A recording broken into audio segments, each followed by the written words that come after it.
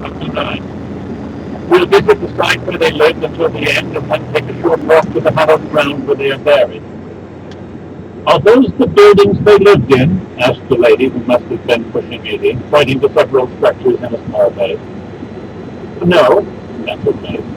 What you see are what remains of an abandoned British whaling station.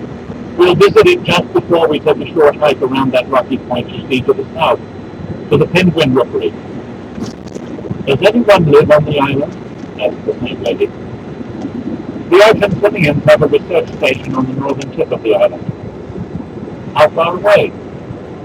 Maeve smiled condescendingly. About 30 kilometers. There's always one in every group who has the curiosity of a 4-year-old, she mused.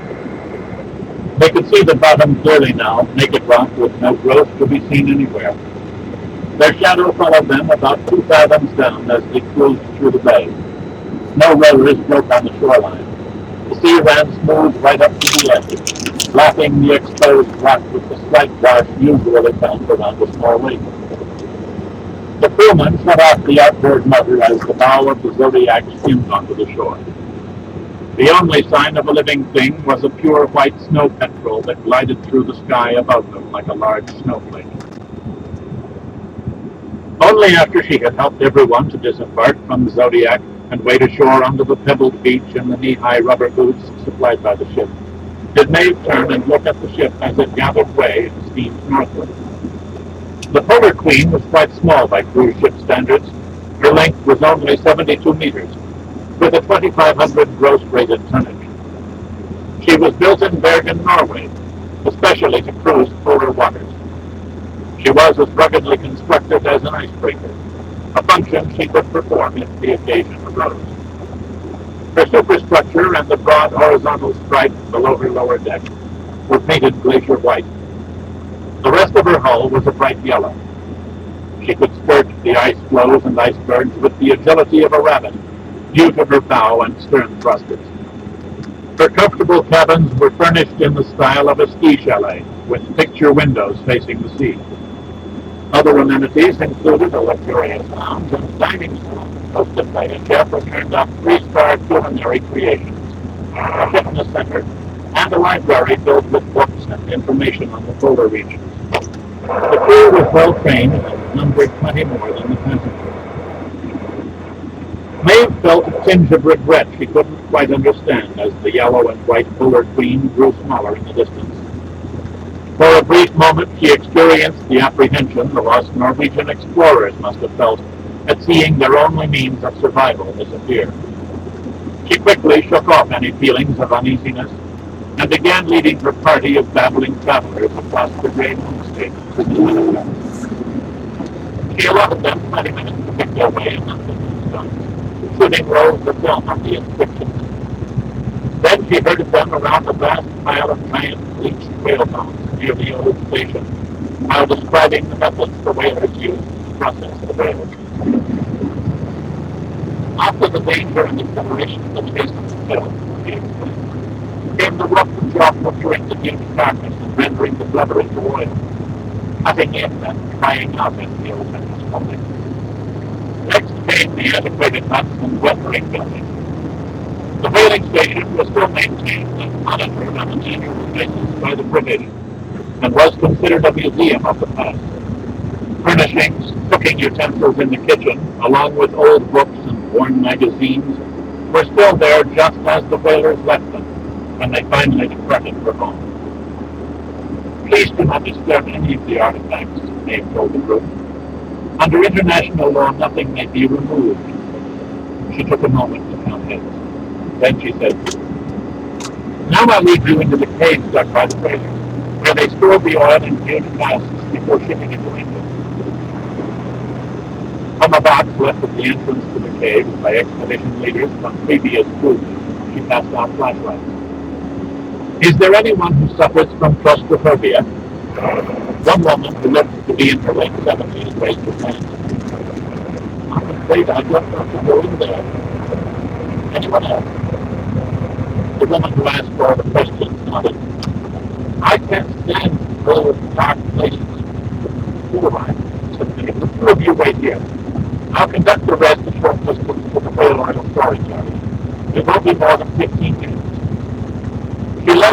steering group through a long curving tunnel carved by the whalers to a large storage cavern stacked with huge casks that had been assembled deep inside the rock and later left behind. After they entered, she stopped and gestured at a massive rock at the entrance.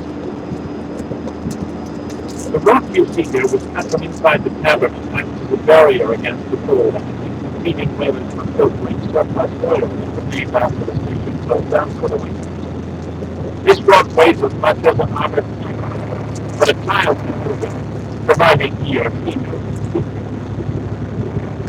She paused to step inside, placed her hands on a particular place on the upper side of the rock, and easily pushed it to close the entrance. An ingenious bit of engineering. The rock is delicately balanced on a shaft through its middle. Push in the wrong spot, and it won't budge. Everyone made jokes about the total darkness, broken only by the flashlights, as Maeve moved over to one of the great wooden casks.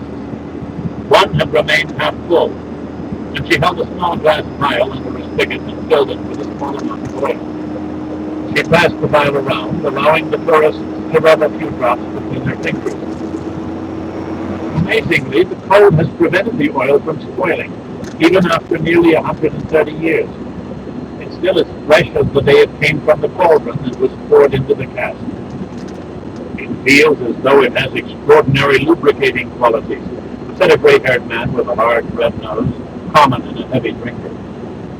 Don't tell the oil companies, Maeve said with a thin smile, or the whales will become extinct before next Christmas. One woman asked for the vial and sniffed it. Can it be used as cooking oil? Yes, indeed, Maeve answered. The Japanese are particularly fond of whale oil for cooking in margarine. In fact, the old whalers used to dip their biscuits in salt water and then fry them in the bubbling rubber. I tried it once and found it to have an interesting and slightly bland taste. Maeve was abruptly cut off by the scream of an elderly woman who frantically clutched the sides of her head. 6 other people found food, the women crying out, the men groaning. Maeve ran from one to the other, stunned at the look of intense pain in her eyes. What is it? She shouted. What's wrong? Can I help you? Then suddenly it was her turn. A dagger-like thrust of pain plunged into her brain, and her heart began to pound erratically. Instinctively, her hands pressed her temples. She stared dazedly at the excursion members. Through the hypnotic spell of agony and terror, all their eyes seemed to be bulging from their sockets. Then she was struck by a tidal wave of dizziness, rapidly followed by great nausea. She fought an overwhelming urge to vomit before losing all balance and falling down. No one could understand what was happening. The air became heavy and hard to breathe. The beams of the flashlights put on an unearthly bluish glow. There was no vibration, no shaking of the earth, and yet dust began to swirl inside the cavern. The only sounds were the screams of the tormentor. They began to sag and fall to the ground around Maeve. With horrified disbelief, she found herself immersed in disorientation, caught in the grip of a crazy nightmare where her body was turning itself inside out. One moment, people stared at death from an unknown source. Then, inexplicably, an instant later, the excruciating agony and vertigo began to ease. As quickly as it would come on, it faded and disappeared. Maeve felt exhausted to her bones. She leaned weakly against the cask of whale oil, eyes closed, vastly relieved at being free of pain. No one found the voice to speak for nearly 2 minutes. Finally, a man who was cradling his stunned wife in his arms looked up at Maeve. What in God's name was that? Maeve slowly shook her head. I don't know, she answered dully. With great effort, she made the rounds, greatly cheered at finding everyone still alive. They all appeared to be recovering with no lingering effects. Maeve was thankful that none of the more elderly had suffered permanent damage, especially heart attacks. Please wait here and rest while I fix the 2 ladies at the entrance of the tunnel and contact the ship. They were a good group, she thought. None questioned or blamed her for the unexplained event. They immediately began comforting each other, the younger ones helping the more elderly to restful positions. They watched as she swung open the massive door and walked through the portal until the beam of her flashlight vanished around a curve in the tunnel. As soon as Maeve reached daylight again, she couldn't help wondering if it had all been a hallucination. The sea was still calm and blue. The sun had risen over the fire in the cloudless sky. And the two ladies who had preferred to remain in the open air were lying sprawled on their stomachs, each clutching at nearby rocks, as if trying to keep from being torn away by some this is unseen the force. enchanted forest. She bent down and tried to shake them awake from stiffened and So I'm horror. going to put the camera back out the front windshield. You can just watch and She enjoy. had lost the contents of her stomach. They were dead, their skin already turning a dark purple and blue. Maeve ran down to the Zodiac, which was still sitting with its bow pulled onto the shoreline. The crewman who had brought them ashore was also lifeless, the same appalling expression on his face, with the same skin color. In one shot, Maeve lifted her portable communicator and began transmitting. Solar Queen, this is Land Expedition 1. We have an emergency. Please answer immediately. Over. There was no reply. She tried again and again to raise the ship. Her only response was silence. It was as if Solar Queen and the crew and passengers had never existed. Chapter 2. January is midsummer in Antarctica, and days are long with only an hour or two of twilight. Temperatures on the peninsula can reach as high as 15 degrees Celsius, 59 degrees Fahrenheit. But since the tour group had come ashore, it had dropped to freezing. At the scheduled time for the Solar Queen to return, there was neither word nor sign of her. Maeve continued her futile attempts to make contact every half hour until 11 o'clock in the evening. As the polar sun drifted toward the horizon, she stopped hailing on the ship's channel to conserve the transmitter's batteries. The portable radio's range was limited to 10 kilometers, and no other ship or passing aircraft was within 500 kilometers of picking up her calls for help. The nearest source of relief was the Argentinian research station on the other end of the island, but unless freak atmospheric conditions stretched her signals, they would not have received them either. In frustration, she gave up and planned to try again later. Where was the ship and crew, she wondered constantly. Was it possible they had encountered the same murderous phenomenon and suffered harm? She did not wish to dwell on pessimistic thoughts. For the time being, she and her party were secure. But without food or bedding or warmth, she did not see how they could hold out very long. A few days at most. The ages of her excursion group were on the high side. The youngest couple were in their late 60s, while the rest ranged through the 70s and the oldest was only a baby tree who wanted to take some adventure before he went into a music home. Sense of hopelessness as well. She noted with no small apprehension that dark clouds were beginning to drift in across the sea from the west. The vanguard of the storm that First Officer Trevor Haynes had warned Maeve to expect. She had enough experience with south polar weather conditions to know that coastal storms would be accompanied by fierce winds and blinding sleet. Little or no snow could fall. Debilitating wind chills became primarily dangerous. Maeve finally gave up hope of seeing the ship anytime soon, and began to plan for the worst by making preparations for the excursion members to bed down for the next 10 hours.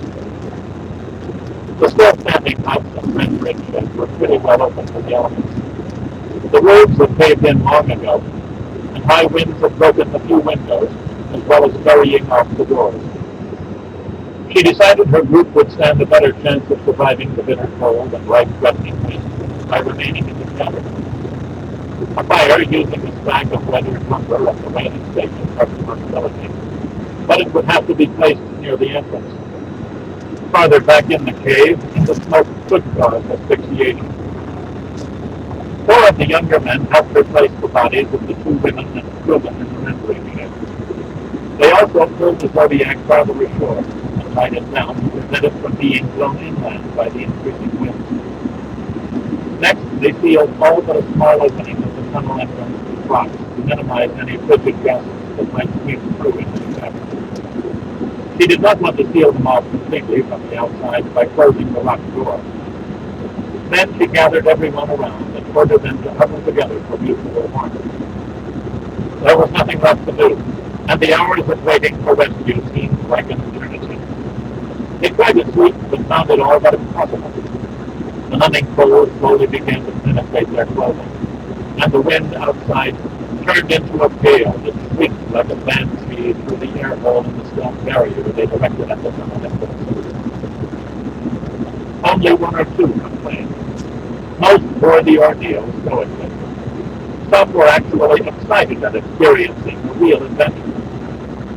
Two of the Aussie husbands, big men who had made their fortunes as partners in a specialist firm, teased their wives and cracked sarcastic jokes to keep everyone fair. They seemed as unconcerned as if they were waiting to board a plane.